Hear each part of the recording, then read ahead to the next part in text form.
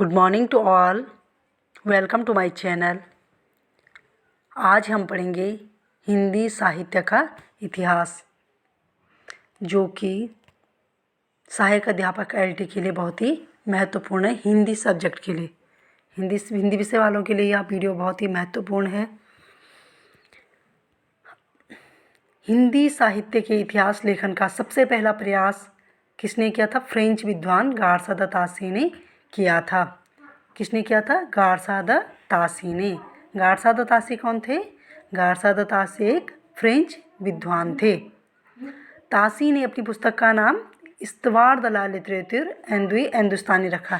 तासी की फ्रेंच विद्वान गारसा द तासी की जो पुस्तक थी उसका नाम क्या था? इस्तवार द ला लिटरेचर एंदुई हिंदुस्तानी। बच्चों, यदि आपको कोई दिक्कत हुई होगी तो आप कमेंट करके बताना, और अगर आराम से कहना है तो मैं धीरे से कहूँगी, यदि आपको नोट करना है तो गारसा द तासी ने किस भाषा में लिखा? फ्रेंच भाषा में। और कौन सी पुस्तक लिखी? इस्तवार द ला लिटरेचर एंदुई हिंदुस्तानी। इसको दो भागों में विभक्त किया। प्रथम भाग का प्रकाशन उन्होंने सन 1839 ईस्वी में किया, और जो द्वितीय भाग था उसका 1847 में उसका प्रकाशन हुआ। और यह कहाँ से मुद्रित की गई? यह ग्रेट ब्रिटेन और आयरलैंड, ध्यान दीजिए, यह कहाँ से? ग्रेट ब्रिटेन और आयरलैंड की प्राच्य साहित्य अनुवादक समिति की ओर से। परीक्षा में आ सकता है कि यह कहाँ से मुद्रित हुई, तो कहाँ से हुई? ग्रेट ब्रिटेन और आयरलैंड की प्राच्य साहित्य अनुवादक समिति की ओर से पेरिस में मुद्रित हुई। इस्तवार द ला लिटरेचर एंदुई हिंदुस्तानी का जो द्वितीय संस्करण था उसको 3 भागों में विभक्त था। प्रथम संस्करण का तो 1839 ईस्वी में हो गया था, लेकिन जो द्वितीय संस्करण था उसका कब हुआ? 1871 ईस्वी में। तासी ने अपनी पुस्तक हिंदी और उर्दू के अनेक कवियों का विवरण अंग्रेजी वर्ण क्रमानुसार दिया। अर्थात वर्ण क्रमानुसार का मतलब है कि जैसे जिस कवि का नाम ए से आया उसको पहले रख दिया, जिसका बी से आया उसको दूसरे स्थान पर रख दिया, जिसका सी से आया उसको तीसरे स्थान पर रख दिया, उसे वर्ण क्रमानुसार कहते हैं। ऐसा भी परीक्षा में आ सकता है कि किस विद्वान ने हिंदी साहित्य के इतिहास में कवियों का वर्णन वर्ण क्रमानुसार दिया, तो किसने दिया? गारसा द तासी ने वर्णानुक्रमानुसार दिया। अर्थात मतलब उनके जो जब उन्होंने रचनाएं की, रचना काल के समय के अनुसार नहीं दिया है, बस यही दिया है कि जिसका नाम पहले आया वो पहला कवि, जो दूसरे नंबर पे जिसका नाम है दूसरे, जिसका बी से है वो दूसरे पे, जिसका सी से आया उसका तीसरे पे। इस प्रकार से इन्होंने अपने साहित्य में कवियों का विवरण दिया। गारसा द तासी ने के ग्रंथ में जो कवि थे वो कुल कितने कवि थे? 738 कवि थे, और उनमें से हिंदी के कितने थे? हिंदी के सिर्फ 72 कवि थे, बाकी सब उर्दू के कवि थे। डॉक्टर लक्ष्मी सागर वार्ष्णेय ने तासी के ग्रंथ का हिंदी अनुवाद किया। गारसा द तासी ने जो ये लिखा था उन्होंने तो फ्रेंच भाषा में लिखा था, लेकिन इसका हिंदी अनुवाद किसने किया?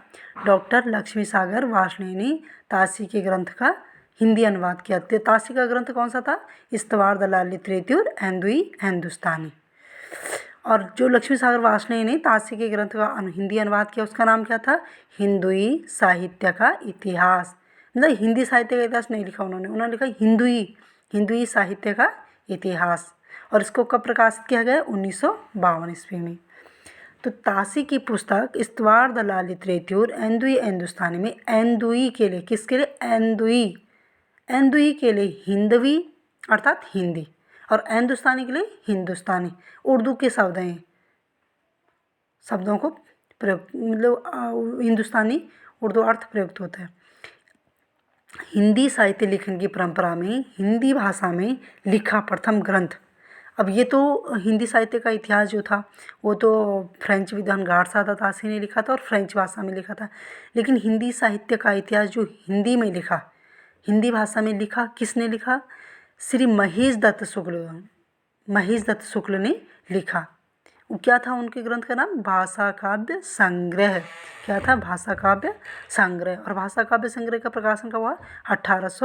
1973 ईस्वी में। और कहाँ से हुआ? नवल किशोर प्रेस, लखनऊ से हुआ। ठीक है दोस्तों, ये है हिंदी साहित्य के इतिहासकार गारसा दत्तासी की रचना। अब हम दूसरे नंबर पे आते हैं। हिंदी साहित्य का जो गारसा दत्तासी के बाद जो उन्होंने हिंदी साहित्य का इतिहास लिखा वो लिखा शिव सिंह सेंगर ने। और शिव सिंह सेंगर ने किस नाम से लिखा? शिव सिंह सरोज नाम से लिखा। हिंदी भाषा में दूसरा महत्वपूर्ण इतिहास ग्रंथ है। पहला तो था हिंदी भाषा काव्य पहला था भाषा काव्य संग्रह जो कि महेश दत्त शुक्ल ने लिखा था। और दूसरा है हिंदी भाषा में लिखा दूसरा महत्वपूर्ण इतिहास ग्रंथ कौन सा है? शिव सिंह सरोज। और शिव सिंह सरोज किसने लिखा? शिव सिंह सेंगर ने। कब लिखा? 1883 ईस्वी में, अर्थात 1883 ईस्वी में इसका प्रकाशन हुआ। शिव सिंह सरोज में एक सहस्त्र अर्थात लगभग 1000 कवियों के लगभग उनके शिव सिंह सरोज में लगभग 1000 कवियों का वर्णन उन्होंने किया। इसमें तो लगभग कहीं किसी जगह 1000 बताते हैं, किसी जगह कहीं कहीं 838, इस तरह से लगभग ज़्यादा किताबों पे लिखा हुआ है कि 1000 कवियों का वर्णन इनकी उसमें है, इनके ग्रंथ में है। सन 1888 ईस्वी में एशियाटिक सोसाइटी ऑफ बंगाल की पत्रिका के विशेषांक के रूप में अब जो दूसरा नंबर तो था हिंदी साहित्य के इतिहास में, ये तो था शिव सिंह सरोज का। अब इसके बाद आता है, इसके बाद जो हिंदी साहित्य का इतिहास लिखा वो लिखा किसने? ग्रियर्सन ने। ग्रियर्सन ने हिंदी साहित्य का इतिहास लिखा सन 1888 ईस्वी में। कब लिखा? 1888 ईस्वी में। और ग्रियर्सन का जो ग्रंथ था उसका नाम था the modern vernacular literature of Hindustan. Grierson के ग्रंथ का नाम क्या था? The modern vernacular literature of Hindustan, जिसका प्रकाशन कब हुआ?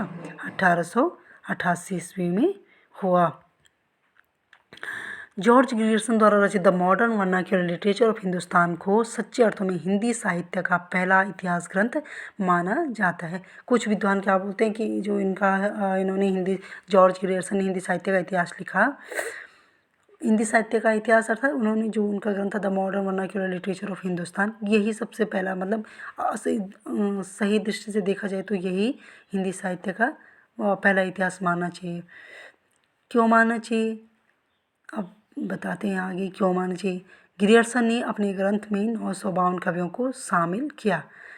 अच्छा, इन्होंने कितने कवियों को अपने ग्रंथ में शामिल किया? 952। डॉक्टर किशोरीलाल गुप्त ने the modern vernacular literature of Hindustan का हिंदी साहित्य का प्रथम इतिहास, जो डॉक्टर किशोरीलाल गुप्त हैं उन्होंने जो जॉर्ज ग्रियर्सन है उन्होंने जो एक ग्रंथ लिखा उन्होंने अंग्रेजी भाषा में लिखा है the modern vernacular literature of Hindustan. और इनके ग्रंथ का हिंदी अनुवाद किया डॉक्टर किशोरीलाल गुप्त ने। इसने किया डॉक्टर किशोरीलाल गुप्त ने। और किस नाम से किया? जिन्होंने वो अनुवाद किस नाम से किया? हिंदी साहित्य का प्रथम इतिहास, जिसका प्रकाशन 1957 में हुआ। कब हुआ? 1957 ईस्वी में हुआ। ग्रियर्सन ने कवियों और लेखकों का जो कालक्रम, जैसे हमने आगे देखा कि जो गारसा दत्तासी ने जो कवियों का वर्णन किया था अपने ग्रंथों में, उन्होंने कैसे किया? वर्ण क्रमानुसार। ध्यान दीजिए, उन्होंने कैसे किया था? वर्ण क्रमानुसार, अर्थात वर्णों की क्रम के अनुसार, जैसे ABCD है ना।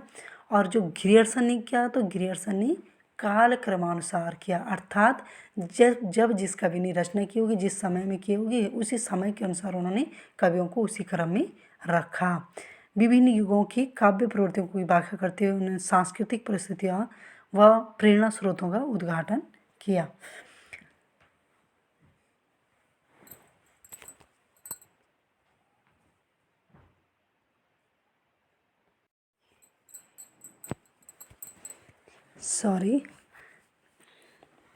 जॉर्ज ग्रियर्सन ने प्रथम बार हिंदी साहित्य का भाषा की दृष्टि से क्षेत्र निर्धारण करते हुए संस्कृत, प्राकृत एवं अरबी, फारसी मिश्रित उर्दू को उससे पृथक किया। जो जॉर्ज ग्रियर्सन थे उन्होंने यहाँ जो हिंदी साहित्य का इतिहास लिखा उसमें उन्होंने सिर्फ हिंदी कवियों को लिखा तथा उन्होंने अरबी फारसी उर्दू के जितने भी कवि थे उन सबको जिन्होंने सभी भाषा को मिश्रित भाषा कर रखी थी, मतलब सभी भाषाओं को मिला रखा था, उन कवियों को उन्होंने क्या किया, इसमें नहीं रहे, हिंदी कवियों में उनकी गिनती नहीं की और सिर्फ हिंदी कवियों का वर्णन उन्होंने अपने उसमें किया, अपने ग्रंथ में किया, जो कि उनका ग्रंथ कौन सा था, the modern vernacular of literature of Hindustan.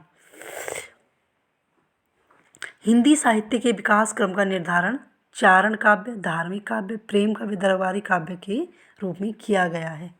16वीं-17वीं शताब्दी के युग यानी भक्ति काल का युग।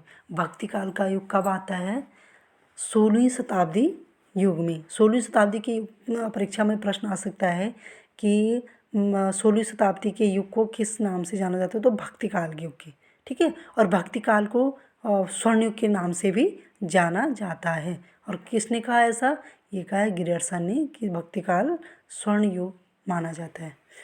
मिस्र बंधुओं ने मिस्र बंधु विनोद नामक इतिहास ग्रंथ की रचना की। अब जॉर्ज ग्रियर्सन के बाद कौन आता है, मिस्र बंधु विनोद। मिस्र बंधु में अभी आप ये बताती हूँ आपको, मिस्र बंधु में गणेश बिहारी, श्याम बिहारी और सुखदेव बिहारी मिस्र, इन तीनों ने मिस्र बंधु विनोद की रचना की थी। मिस्र बंधु विनोद 4 भागों में विभक्त है। कितने भागों में, 4 भागों में, जिसके प्रथम 3 भाग का प्रकाशन सन 1913 ईस्वी में हुआ और चतुर्थ भाग का प्रकाशन सन 1934 में हुआ। अब देखिए मिस्र बंधु विनोद ने कितने कवियों का वर्णन है, तो मिस्र बंधु विनोद में लगभग 4591 अर्थात 5000 कवियों का, लगभग 5000 कवियों का वर्णन है। कुछ किताबों में तो 5000 कवियों का कवि बताए गए हैं और कुछ में 4591। आपकी परीक्षा में इन दोनों में से जो भी आए ध्यान रखना। इसमें अनेक अज्ञात कवियों को प्रकाश में लाने के साथ ही उनके साहित्यिक महत्व को स्पष्ट करने का प्रयास किया गया है। अब देखिए मिस्र बंधु विनोद में कवियों का सापेक्षिक महत्व निर्धारित करने के लिए उनकी 4 श्रेणियां बनाई गई हैं। ये रहा हमारा हिंदी साहित्य का इतिहास। प्यारे बच्चों, इससे आगे आप कमेंट करना, अगर आपको वीडियो अच्छी लगी हो तो मैं आगे आपके लिए कुछ और हिंदी साहित्य के इतिहास या जो भी एलटी का जितना भी सिलेबस है उसके अनुसार आपके लिए वीडियो बनाती रहूँगी। Thank you so much.